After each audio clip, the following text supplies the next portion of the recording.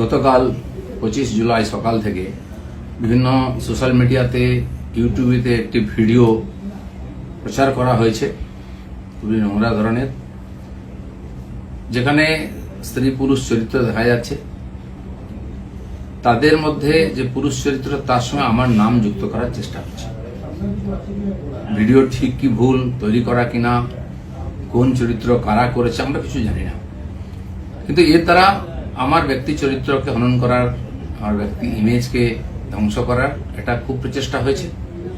একটি ষড়যন্ত্র চলছে অনেকদিন, সেই চক্র থেকে এটা করা হয়েছে। সেই জন্য আমার মনে হয়েছে যে এটার সত্য সামনে আসা উচিত এবং যারা এই চক্রান্ত করছে তাদেরকে আইনের সামনে আনা উচিত।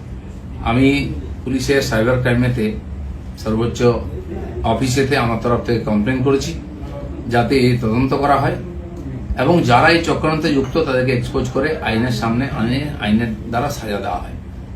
আমি অপেক্ষা করছি পুলিশ কি করে। আর রাজনীতি এটা নতুন নয়, এ ধরনের চক্রান্ত চলতেই থাকে। অনেক বড় বড় নেতাদের, বড় বড় মানুষদের বিরুদ্ধে এই ধরনের চক্রান্ত হয়। এটা হচ্ছে শেষ অস্ত্র প্রয়োগ করে তাকে শেষ করে।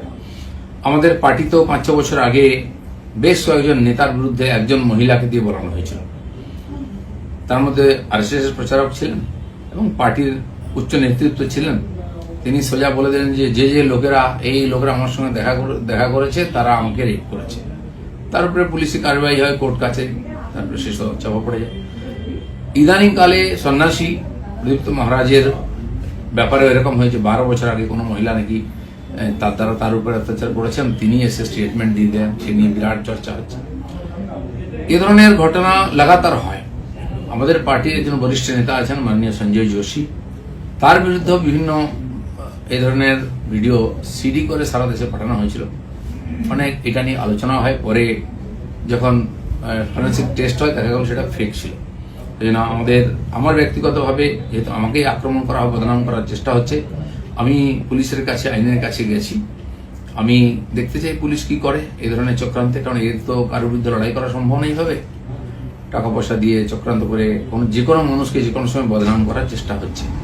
তো সেই চেষ্টার বিরুদ্ধে আইন আদালত একমাত্র আমাদের রাস্তা।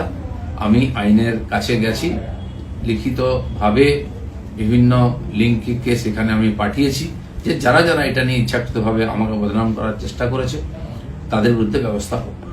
দাদা, এইটা কি রাজনীতি তো নোংরামি দিয়ে হয়, কিন্তু কত নোংরামি হবে, কত নিচে নামতে পারবে। পশ্চিমবাংলার রাজনীতিকে বারবার কলুষিত করার চেষ্টা হচ্ছে। আমরা যারা সাধারণ কর্মী হিসেবে সাধারণ মানুষের সঙ্গে থাকি, আমিও 40-42 বছর ধরে সামাজিক জীবনে কাজ করছি। আর্থিকভাবে আমাকে কেউ বদনাম করতে পারেনি। অন্যান্য অনেকবার কমপ্লেন আনা হয়েছে, আমি তার জবাব দিয়েছি। এই লড়াইটাও আমার ব্যক্তিগত লড়াই, আমি পার্টিকে মধ্যে ইনভলভ করিনি। এই লড়াইটা আমি লড়ছি। আমি জানি না রাজনীতি কত নিচে নামবে, সেই জন্য এই চক্রান্তের যে রহস্য সেটা উদ্ঘাটিত হওয়া উচিত।